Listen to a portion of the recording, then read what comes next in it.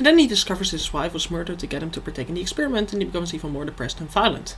And it even attacks Victor, yet he maintains some kindness, working together with Gambit on a friendly level, and he goes to meet Stryker, and he discovers his wife would have manipulated him into loving her, and he feels betrayed, and he becomes hopeless and sad, yet he's still principalic enough. Because he at first just wants to leave, and wants to leave Stryker as well as his wife alone, but because Victor threatens his wife and wants to kill her, he still decides to stop him. And then his wife repeats that he's not an animal, and he sees how much it's hurting her for him to be violent, and he realizes he still cares for her, and that Victor used to be his brother, and he decides not to take revenge, and becomes totally calm and humane. And then he discovers his wife did love him, and did not use her powers to come get him to love her, and actually cared for him, and he becomes happy and optimistic again, and he decides to become less pragmatic to help her rescue her sister, and becomes brave and principalic and stern by helping free all the innocent mutants, and lets go of his vengefulness, and reconciles with his wife, and becomes happy and calm again. And I'm gonna enjoy another bonbon, and I know what you're thinking, you're repeating your joke again. At this point, a remake of RoboCop becomes more preferable. Maybe, but still consider the other options. If you watch a RoboCop remake, you have got one movie, but after that you've got no show to watch, except for 2.5 Men, which, no, it isn't filmed in front of a live ostrich anymore, because the ostrich thought that the show sucked, and was murdered because of it. And I murdered him for them, because, you know, I also do for hire jobs. Both for the fun, for the thrill, and for the money. And that was the funniest thing on that show. So, yeah, you can watch 2.5 Men, but then I'll just join in with the show, and it'll become like my show, and that will still be better. Because it won't be like regular 2.5 Men. And I know I keep making this very obvious joke about 2.5 Men, but it's fucking 2.5 Men. I mean, fucking Charlie Sheen and that, So, yeah. I'm gonna enjoy my ball. And I've earned it once again. And you're still watching. And that is why you're slowly dying inside. That, and because you're a virgin and you constantly keep fantasizing about Star Trek porn where you should just be having regular healthy sex. When you're married, of course. But you're still allowed to enjoy it. That's till the first kid comes, which will happen soon because you're not allowed to use contraceptives.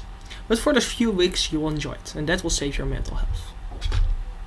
And I'm happy he's happy again, and he deserves it, as he opposed the government. And I know what you're thinking, is opposing the government and cracking right-wing jokes and making jokes about the fact that you do this constantly really all that there is to you? I mean, now you're again making a joke about that you're making a joke about it, it just becomes a self-indulgent inception. If that even exists, if that's even possible. Well, maybe I'm just not as good a comedian, or writer, or person, but don't judge lest be judged, right?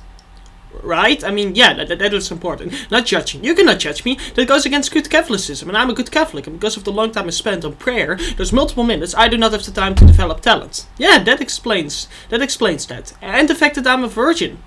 Yeah, the Pope would be proud of me. Yeah. So anyhow, I've got energy again. Let's move on. Then he makes up with his brother a bit and becomes a bit forgiving, but still parts from him as he still is a bit sore about what he did. Then Stryker shoots him in revenge and causes him to lose his memory because they are adamantium bullets that penetrate his metal skull, and his wife bleeds to death from having gotten shot. And he then loses his memory and is left empty with his dark past having destroyed his life, but with him retaining his humanity. But he has now lost his wife again, and he can't even remember her or who he is, and becomes empty and nameless. He became animalistic because good people used his humanity against him. He became Wolverine because his heart was broken, which is deep and shows Wolverine was actually always a good person at the core, and that Stryker was always unfair about him. And that is original surprising. And by the way, Film Brain complains this makes Wolverine a wuss and destroys his badassness, but it makes him deeper and adds more backstory to his darker side. Also, it is said that when he ends up saving his wife's sister, he still loses her and loses his memory. It is very poetic that when Gambit asked him if he knew her, he said no, indicating that he cannot even remember the good times he had, the love that he suffered for. We see he was a person with a violent side who was born amongst violence without a clear identity, and that he struggled with his aggressiveness, overcame it, but it came back to hunt him, and people tried to convince him that he was an animal and used his heart against him. And the tragic twist is that he was always mostly good, as Stryker misjudged him, and that he used his heart against him. He was a victim of his heart, and he actually overcame his cruelty, yet he still lost his loved ones and his memories, and thereby lost his identity. and he was left empty and had new problems to overcome, but he always was a hero that was destined to join the X-Men, and so this perfectly sets up his arc in the first film, the original. And someone retaining his humanity. This is a sad day, and I know what you're thinking. Another I'm an asshole joke? Well, what do you expect me to do? I had like half an hour to write this. I have to spend most of my days playing Rome to the War Barbarian Invasion. By the way, have you noticed how every time you stabilize a Illyricum that the Vandals attack it, and the more soldier units you recruit, the more armies the game gives them to attack you? It's like they're trying to piss you off. But anywho, what made Barbarian Invasion so great compared to the regular Rome Total War is that they had you start off with a larger base of power, and that it was more a game of political stabilization and economic stabilization than of maintaining instead of destroying. That was what really was fantastic about it. And so this is a really deep backstory. We see Wolverine can be proud of who he is and that he had people that loved him. On my way making Wolverine deep and explaining his arcs in the original films, as well as making him more tragic and heroic. Captain Logan complains the fact that he loses his memory at the end makes the story pointless, but we learn more of Wolverine's life in person, we understand him more, we know what happened to him, which showed what kind of life he had, and we really learn and understand what kind of person he was. And also, he does really go through change, which does remain persistent because he remembers it subconsciously. His character really changed, and he for good left this world, which even after he had lost his memory, due to the subconscious change he made and due to the fact that he permanently said goodbye to it, he really left behind, and he really did undergo a change. And part of it is also just building up his conflict that inside leaves him empty, which totally causes him to be tragic and depressed, which explains why he's so depressed and empty, which along with the loss of his memory really combines to make his character the way it was in the original film. And growing partially is like the no, that makes... I've got nothing. I've got no joke. Yeah, there we go.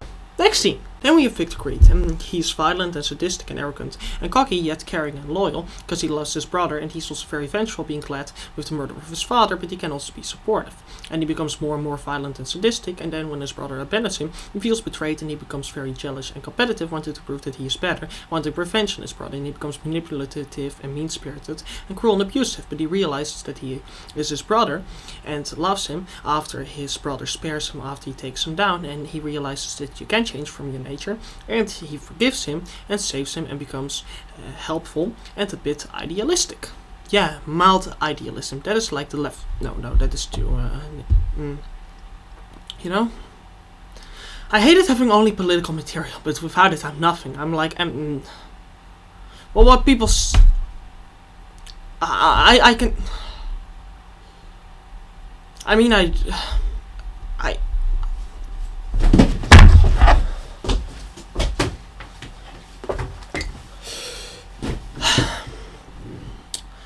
No, that doesn't help make my character more funny either, or make me more success. And it was a priest. I think I might go to hell. Kayla is sweet, supportive, understanding, caring, intellectual, sad, vulnerable, stressed, and idealistic, but also a bit pragmatic and naive. And of course...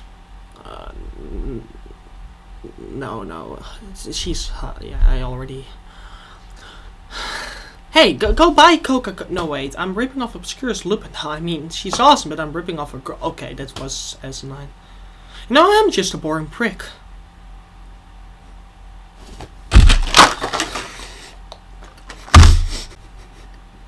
Also, the romance between them is fantastic. It's really deep and warm, and leaps and bounds beyond his romance with Jean Grey in the original trilogy. Wolverine loves her because she is motherly and understanding.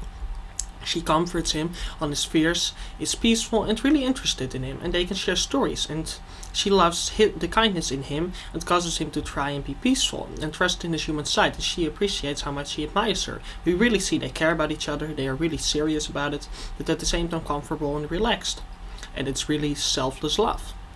And he's even willing to kiss her in front of his woodchopper buddies. Yet she still tries to get him to act calmer, and he can be stubborn. It is a great, deep, three-dimensional romance, because sometimes he can be a little bit stubborn and not listen to her, and can also scare her a little bit with his violent outbursts during his nightmares. And she is afraid of his past and very stern about the fact that he's not an animal, which he might not totally agree upon, but they really understand each other and they can mostly get along and they really care about each other while bickering a little bit. It is really subtle and smart and deep and a three-dimensional romance altogether. It's really well done. It's so sweet, and I'm gonna throw up. And I know it isn't because of the romance, it's the chocolates, I'm hold. Strikers against sadistic, cruel, abusive, manipulative, cold and obsessed, but now also shown to be really psychological and sneaky and really mean-spirited. And we still see he's also sad about the loss of his wife and very much an ID person and a nationalist, threatening to kill humans from another nation to protect Americans, but also pragmatic, killing one of his own American generals when he thinks that it is necessary in order to protect the cause against the mutants. And seeing his son when he was young was a really smart reference also. Gambit is fearful, assertive, helpful, nice, loyal, playful, relaxed, and often calm. The film is also very thematically deep, like the first three films, and it continues some of the themes of the first three films about prejudice and genocide. It adds new, more character-driven themes about manipulation and revenge, for example. Stryker at this point is already struck by his son killing his wife, and it makes him very fearful of mutants. He thinks they will all hurt humans, and he is so worried of them that he wants to exterminate them to prevent a war, and treats them as tools by turning Deadpool into a human robot. And he goes too far, turning Wolverine invisible just to create Weapon X, and even lies to mutants like Kayla and uses them, and also Victor, which Kayla even figures out, saying that he's using them, showing that obsession and fear of another race can it quickly cause you to go too far and want to exterminate it, but also to start treating other human beings simply because they're different as tools, and to no longer care about any forms of honesty. And it also really shows that it can quickly cause you to act overconfident or overly ambitious, causing him to make Wolverine such a big threat to him in the first place, and can hurt your own cause. And we see he uses political manipulation, keeping it a secret, but he goes further, because we see that his need to stop them even causes him to emotionally manipulate mutants like Wolverine, and he views them as animals, but he himself makes them act as such and manipulates them. And we see he's deluding himself, because he's clearly upset about the loss of his son, but he tries to act like he's protecting the people, and his racism causes him to even kill civilians of other nations, and eventually even the killing of his own kind, killing one of his fellow generals who wanted to shut him down, saying he is protecting the nation against every threat, including domestic ones. And so we really see that his obsession with fear causes him to want to destroy a race, but he goes too far because he starts to kill other humans and even fellow Americans. And we also see that once you start boxing in the definition of what makes a human being, you quickly go too far and include less and less people in this definition, as we see with Stryker starting to kill civilians of other nations and eventually one of his own generals. And it also shows that we often try to delude ourselves to act like something is an heroic and objective cause, where actually it's just personal revenge. And it also shows that once we start to manipulate people, we quickly go so far that we start to manipulate them within their own hearts, and we use their most basic vulnerabilities against them. And we also see that he, by urging Wolverine to become an animal, tries to force these mutants to fit his own worldview, and we see that often we try to force people to fit our own black and white views, as it's the only way that we can justify our selfless need for revenge and our illogical and irrational hatred. And we see it causes him to convince mutants themselves to hunt down their own kind, saying they would be protecting people which are innocent against the bad ones, which is similar to Nazis convincing Jews to help with the Holocaust. We see that he uses mutants' sense of morality to convince them that other mutants are evil, and he wants to turn mutants against each other, while he's actually just using them and their own morality as well. And we see that the way to oppose this is by opposing them regardless of the risk to yourself, which Wolverine does by leaving even when his brother fears they will hunt them down as well, and proactively doing something about it, using strength not for revenge but to free people.